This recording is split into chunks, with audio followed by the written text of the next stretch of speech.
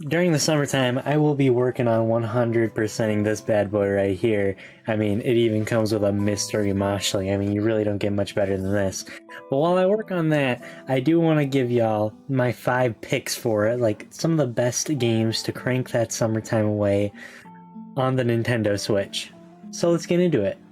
What is going on, everyone? It's Ty here, and today I have a couple Switch games that I want to recommend y'all to waste away those summer hours. I know some of you got school, I know some of you work, but I think the summertime for a lot of people is a season of rest and relaxation.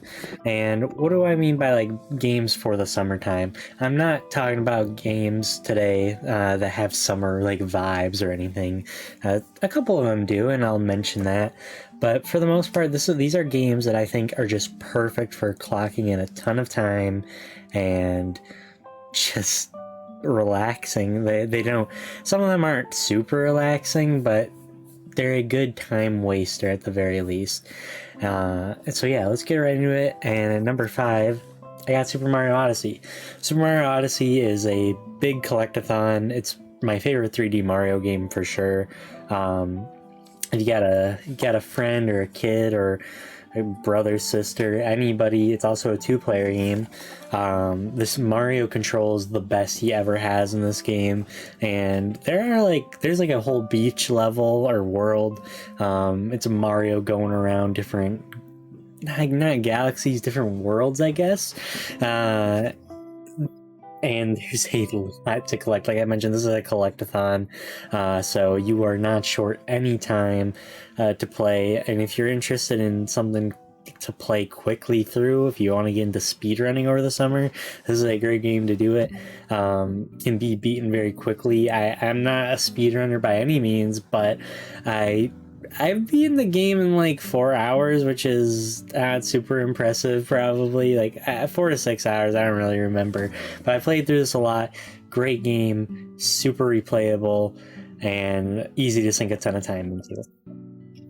Now, number 4 is a game that doesn't end up on a lot of these lists. That is Binding of Isaac. This is Afterbirth Plus. This was a early Switch release, but there is a newer one on the eShop.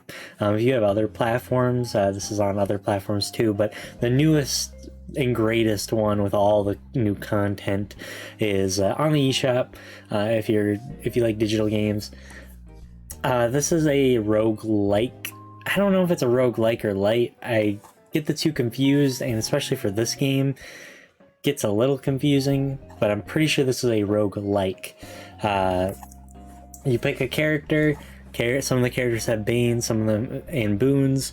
Some of them are just boons, some of them are just banes. So keep that in mind. It's also a very hard game at times, or a very easy game at times. You collect items through these like randomized dungeons, and all the items are randomized.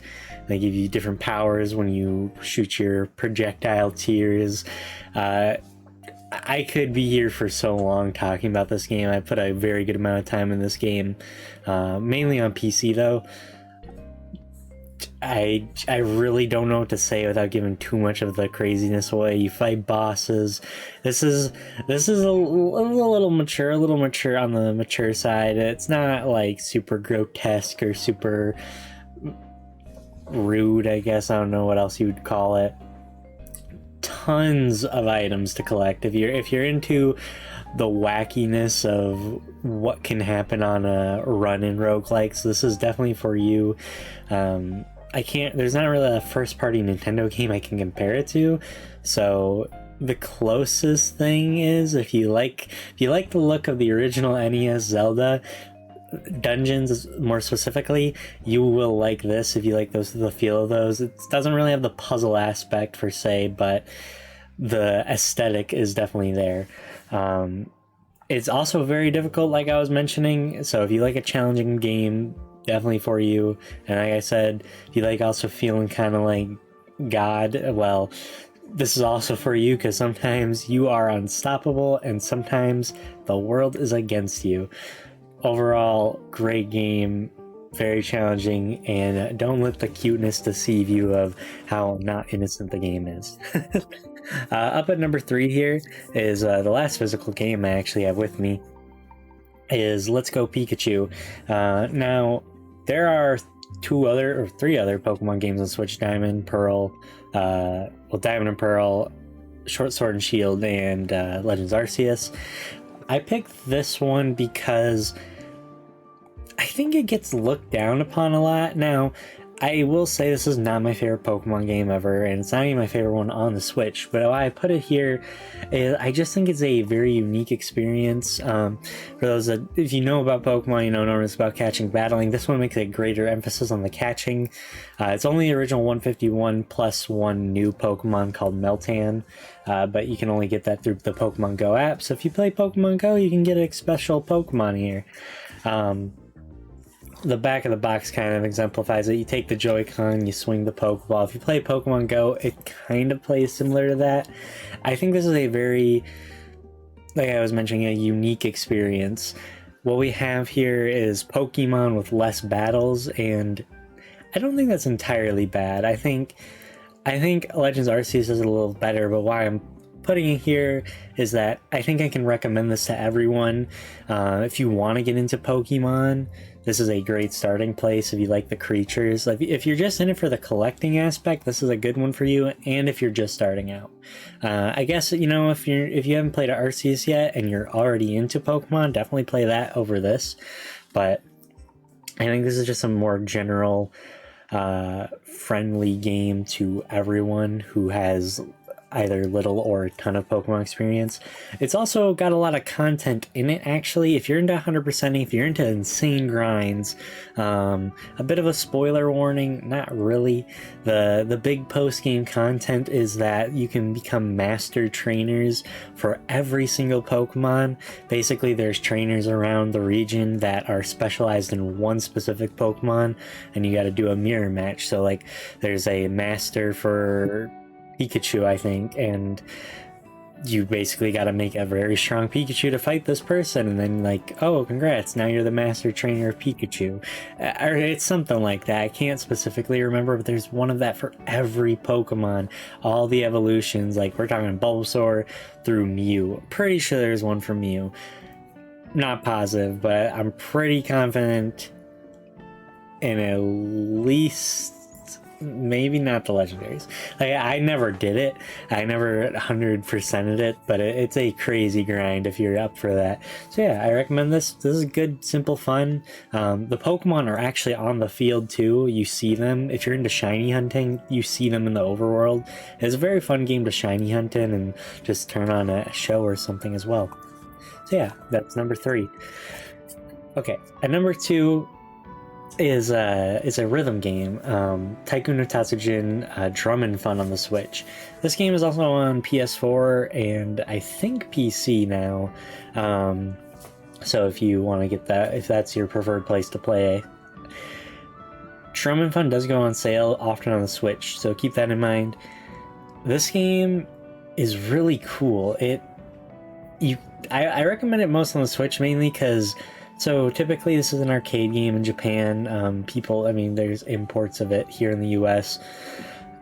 You have a big drum in front of you, some drumsticks, and you actually drum to the game. It's really cool, but it also translates pretty well into the buttons on the Switch. What the Switch can do is use motion controls on the Joy-Cons, and you can swing your hands like a drum and play the game. And it works really well, which is kind of surprising. I'm not quite sure how they did all that, but it works, and it's fun.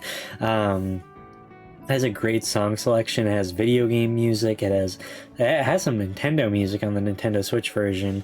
It has anime. It has, I know I mentioned video game, but specifically it also has like Namco songs. It has some Vocaloid, though I'm not huge into Vocaloid, so I don't really know if it's like real Vocaloid or Vocaloid they made, so keep that in mind. And when I say real, I mean like licensed by other people. Just a ton of original songs. It also has classical music, and there's a lot of customization you can do. At least on the PC version, I know there's customization. Can't really recall on the Switch version off the top of my head, but I would be kind of surprised if it did not.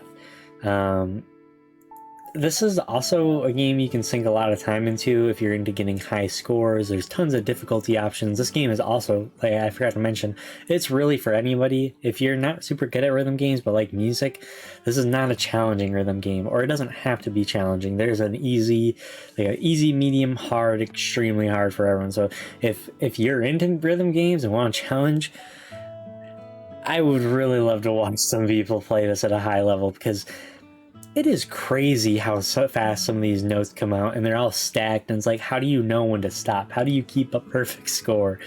But yeah, it's a very cute game. It's very aesthetically pleasing. It's very visually pleasing on the eyes. I don't really got too much else to say on that. It's a great rhythm game and a great way to spend your summer. And number one is the game that I spent my summer like 2 or 3 years ago. I'm pretty sure it was 3 on my Xbox playing, but I forget it's on the Switch. And I've never, I got a little bit of a platform now. So I'm gonna shill this game. Forager. Forager is one of the greatest games I've ever played, and it's on the Nintendo Switch. And I want you to go buy it right now before I even talk about it. Forager is a tycoon game meets Zelda, meets like a little bit of Minecraft, meets, I don't really know what else it meets. It's with a little bit of Stardew, I guess, a little bit of Stardew farming type stuff. It is one of the most unique games I've ever played. Like that mixture of titles I just said it sounds really odd, but it truly is there. You start on a little island and you gotta chop, I think you gotta like mine some rock or something. It's like I said, it's been a while since I played it, but you end up having explored this pretty giant island, and you have all these machines running, and you have all these enemies you have to fight, and all these puzzles solved. You got all these items. It's definitely a Zelda tycoon, if anything, and a crazy game to 100%. It's one of the few games I've actually like 100% got all the achievements and everything for. I seriously can recommend it. If you don't have a Switch and you're watching this video this far in, maybe you're looking for stuff for if you get a Switch, but if you don't have a Switch, this is on like pretty sure everything else as well. So I just recommend this game to everyone. This is a game you can sink a ridiculous amount of time into over the whole summer, or a whole week. Like, you can spend a whole week just cranking this out. I really don't know what else to say. I don't want to give any like actual puzzles away, because some of them are really difficult and they're very surprising.